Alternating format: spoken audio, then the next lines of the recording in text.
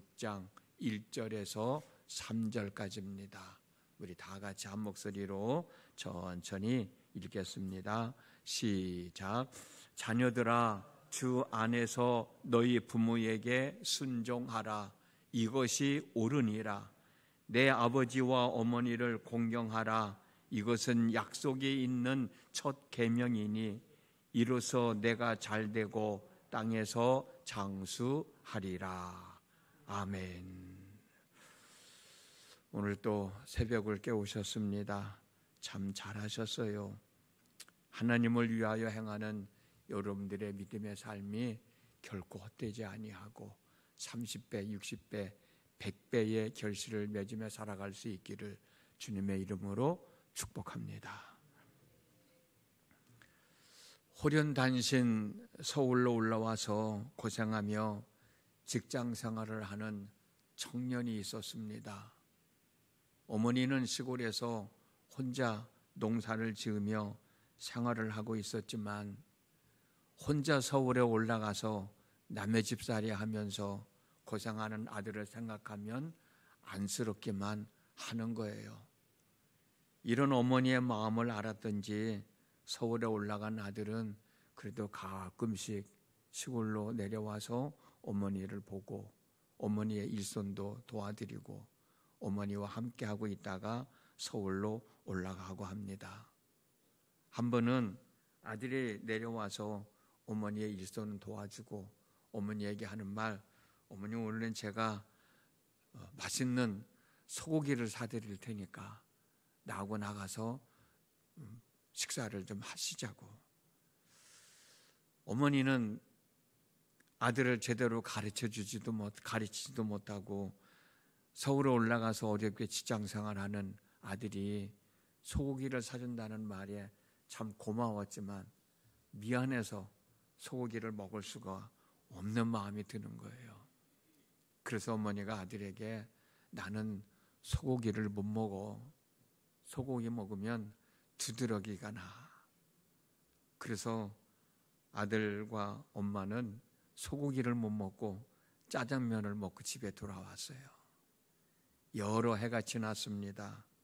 아들은 경제적인 여유도 생겼고 장가도 가야 되겠고 그래서 예쁜 며느리 될 사람을 데리고 시골로 내려와서 어머니에게 인사를 시키는 거예요.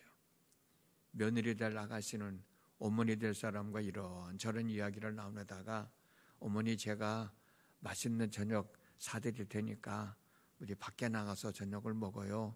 제가 맛있는 소고기를 사드리겠습니다. 어머니는 며느리 될 사람이 소고기를 사준다고 하니까 그래 아들도 살만해서 장가도 가고 그런다니 가서 맛있게 소고기를 좀 먹어야 되겠다. 그 생각을 하고 있는데 아들이 옆에서 하는 말, 우리 어머니는 소고기 못 드셔. 소고기 드시면 두드러기가 난대. 어머니는 아들 뇌가 있는 데에서는 평생 동안 소고기를 못 먹고 돌아가셨다는 거 아닙니까? 자식들은 참 어리석을 때가 있어요. 세상에 소고기 못 먹는 어머니가 어디 있어요? 소고기 못 먹는 사람이 어디 있어? 없어서 못 먹지. 대부분의 많은 사람들은 다 먹잖아요. 자식 고생하는 게 안쓰러워서 자식 돈 쓰는 게 안타까워서 못 먹는다고 한 얘기인데 그걸 진짜로 못 먹는 줄로 알고 있었던 거죠. 제가 시골에서 목회를 했으니까 잘 압니다. 명절 때나 생신 때가 되면 시골에 계신 부모님들은 도시에 나가 있는 자녀들에게 하는 말 중에 하나가 뭐냐면 참 일이고 힘든데 뭐하러 오니? 라는 얘기예요. 근데 자식들은 이게 어머니의 진심인 줄 알아. 자식들한테는 참 일이고 힘든데 고생하면서 뭐하러 오니? 라고 말은 했지만 어머니는 아들, 딸, 며느리 사위가 손자, 손녀들이 올 줄 알고 명절 때면은 이런저런 음식 만들어 놓고 기다립니다. 당신 생일이 되면 이런저런 음식 만들어 놓고 기다립니다. 그런데 자식들은 안 와. 힘들고 어려운데 피곤한데 뭐하러 오니? 그 소리 듣고 안 와요. 소고기 먹고 싶은데 비싼 거 사주니까 미안해서 그냥 한번 해본 소리인데, 아이들이 보고 싶지만 그래도 참 밀리고 힘든데 오는 것이 안쓰럽고 미안해서 그냥 한번 해본 소리인데, 자식들은 그게 진심인 줄 알고 소고기는 안 사주는 거야. 안 오는 거야. 시골에는 부모님들만 계시고 자식들은 다 외지에 나가 삽니다. 아프다고 전화하면 자식들은 내려와요. 자식들이 내려와서 시골에 계신 부모님에게 제일 먼저 하는 얘기가 뭐냐면, 일 좀 그만하라니까 왜 계속 일을 하고 있느냐고 짜증을 부리는 거야. 그러니까 아프다는 거야. 아프니까 내가 바쁜데 여기까지 왔다 가야 된다는 거예요. 그 일 좀 그만하라는 얘기야. 그러면 부모들은 뭐라고 하는 줄 알아요? 야, 이놈아, 일을 그만하라고 말만 하지 말고 내가 일을 안 하고도 살아갈 수 있도록 생활비를 대주면 되잖아. 생활비는 대주지 않으면서 일만 하지 말라고? 그럼 나보고 굶어 죽으라는 얘기냐? 그 얘기를 자식들한테는 못하고 목사인 나한테 와서 해. 자식들한테 해야지. 근데 자식들한테는 못하는 거야. 나한테 와가지고 넋두리를 하는 거야. 그럼 나한테 하는 얘기가 그러잖아요. 목사님 맞잖아요. 목사님도 아시다시피 내가 일 안 하면 굶어 죽는데 이분들은 나한테 생활비는 한 푼도 안 주고 줄 생각도 안 하고 일만 하지 말라고 그러면 저 엄마 아버지 굶어 죽으라는 얘기 아니냐고. 내가 뭐라고 얘기를 하겠어. 근데 여러분, 내가 이렇게 보잖아요. 그들이 집으로 돌아갈 때는 별의별 것들을 다 싸들고 가. 자동차 트렁크가 닫히지 않을 정도로 가득 채워가지고 가는 거야. 저 어머니 장례를 마치고 돌아가는 길에 함께 동행했던 사람 중에서 누가 나한테 그 얘기를 하더라고. 목사님, 목사님은 할 일 다 하셨네요. 내가 무슨 할 일? 그랬더니 웃으면서 하는 얘기가, 목사님 아버지 어머니 다 돌아가셨잖아요. 장모님 장인어른 다 돌아가셨잖아요. 두 딸 시집 다 갔잖아요. 할 일이 없다는 거예요. 이제는 두 네 분 건강만 잘 추스리며 살아가면 되는 것 아닌가요? 좀 듣고 보니까 그런 것 같아. 그런데 한편으로는 왜 이렇게 미안하고 내 자신이 부끄러운지, 살아계셨을 때 한 번이라도 더 찾아뵐 걸, 살아계셨을 때 맛있는 것이라도 한 번 더 사드릴 걸, 목회한다고 멀리 떨어져 있다고 연락도 제대로 못하고 찾아뵙지도 못했던 것들이 후회스럽고, 통증 때문에 고통스러워하는 어머니를 위한답시고 저렇게 통증을 느끼느니 빨리 천국 가셨으면 좋겠다 라는 생각으로 기도했던 내 자신이 부끄럽기만 했어요. 여러분, 고려장이라는 말 들어보셨죠? 늙은 부모를 산속에 버려두었다가 돌아가시면 가서 장례를 치루어드리는 일입니다. 근데 이것이 실질적으로는 이루어지지 않았다고 하는데, 어찌됐든 왜 이런 이야기가 우리에게 전해져 내려오나 생각을 해보니까, 자식을 사랑하는 부모의 마음을 좀 헤아리는 자식들이 됐으면 좋겠다라는 생각으로 이런 이야기가 전해져 내려오는 것 같아요.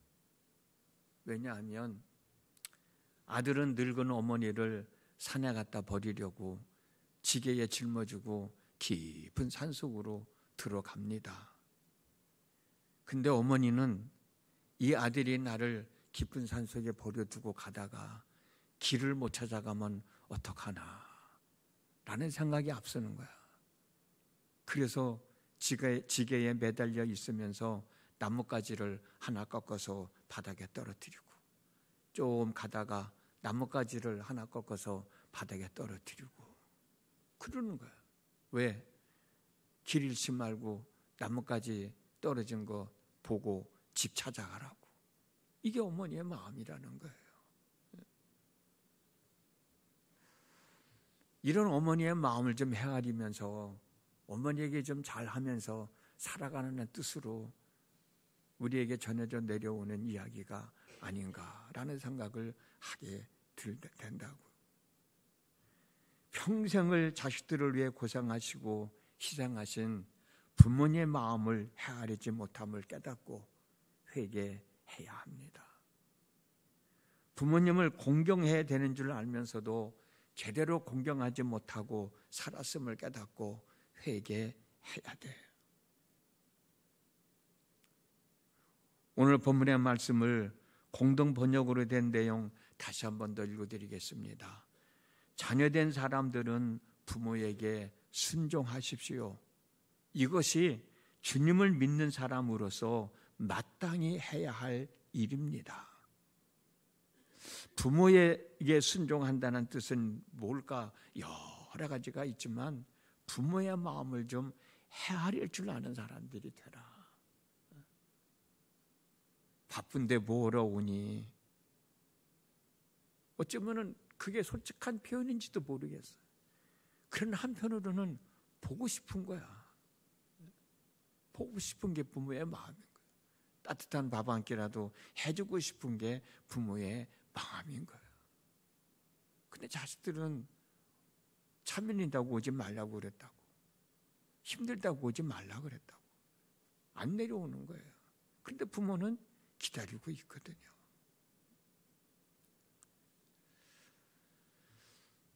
부모에게 순종한다는 뜻은 뭘까? 부모의 마음을 좀 헤아리고, 그리고 그 헤아리고 부모의 마음을 좀 기쁘시게 해드리는 것, 그게 부모의 말씀에 순종하며 살아가는 삶이 아닐까라는 생각을 해보게 됩니다. 부모의 말씀을 순종하는, 부모의 마음을 헤아리며 살아가는 그 삶은 어떤 삶이 결과가 주어지냐? 하나님이 우리에게 주신 삶 속에서 오래오래 사는 삶이야. 하나님이 주시는 복을 받으며 살아가는 삶이야. 내가 한 푼이라도 더 벌어야 되겠다고 열심히 일하는 거 중요하지요. 그러나 부모의 말씀을 헤아리고 거기에 합당하게 살아가면 하나님의 복을 주신다는데 왜 그런 복은 안 받으려고 하는지 모르겠어. 똑같이 복을 받는 건데 내가 열심히 땀을 흘려가면서 한 푼 한 푼 버는 거나, 내가 내 부모의 마음을 헤아리고 거기에 합당하게 살아가는 것도 하나님께서 내게 주시는 복인데 왜 그 복은 안 받고 살려고 그러는지 모르겠어. 그렇잖아요. 우리는 오늘 또 하루를 살아갑니다. 부모님들을 한번 좀 생각해 봤으면 좋겠어요. 부모님이 다 돌아가신 분도 계시겠지만 그런 분들은 자식들을 한번 생각해 보면서 지난 월요일 날 나눴던 말씀, 화요일 날 나눴던 말씀, 오늘 나눴던 말씀을 한번 좀 생각해 보면서 부모와 자식 간의 관계를 내가 어떻게 맺고 살아야 내게 주어진 하루하루의 삶을 더 행복하게 살아갈 수 있을까? 부끄러움이 없는 삶을 살아갈 수 있을까? 생각해 보시고 오늘 또 하루의 삶을 잘 추스리면서 하나님이 주시기로 약속한 복을 받아 누리며 살아가는 복 있는 사람들이 됐으면 얼마나 좋을까라는 생각을 해보게 됩니다. 오늘이 정말 하나님이 주시기로 약속하신 복을 받아 누리며 살아가는 하루가 되어졌으면 좋을 것 같아요. 그리 되어질 수 있기를 주님의 이름으로 축복합니다. 기도합니다. 지금은 저희들이 부모가 되었지만 그래도 나를 낳아주시고 길러주신 부모가 계시지 않습니까? 그 부모에게 내가 어떻게 살았나? 부모가 된 나는 내 자식들에게 무엇을 바라고 무엇을 기대하며 살아가고 있는가? 우리의 삶을 한 번쯤 더 생각해 보면서 부모의 마음을 헤아릴 줄 알고 거기에 합당하게 살아가는 저희들이 되어져서 하나님이 주시기로 약속한 복을 받아 누리며 살아가는 참 복 있는 사람들이 되어졌으면 좋겠습니다. 자식들은 자식들의 삶을 살아갈 수 있도록 부모가 뒷바라지를 잘 해주는 거예요. 부모는 부모로서의 역할을 제대로 잘 살아서 자식들이 부모의 나를 공경하며 존경하며 살아가는 삶을 살아가는 거예요. 부모의 마음을 헤아리고 그 뜻에 합당하게 살아가는 삶을 살아가는 겁니다. 그러면 하나님께서 우리들에게 주신 삶 속에서 복을 받으며 살아가는 삶이 되게 해 주신다고 그랬으니 그 복을 받아 누리며 사는 저희 모두가 되어질 수 있도록 하나님 함께하여 주옵소서. 이 시간도 새벽을 깨웠습니다. 부모된 저희들 분명 우리 자녀들을 축복하며 기도할 겁니다. 부모님이 살아계시다면 그 부모님을 위해서도 기도하고 축복하는 저희들이 되어지게 하여 주시어서 사람다운 사람으로서의 삶을 잘 살아가는 믿음의 권속들 되게 하여 주옵소서. 예수님의 이름으로 기도드렸습니다. 아멘.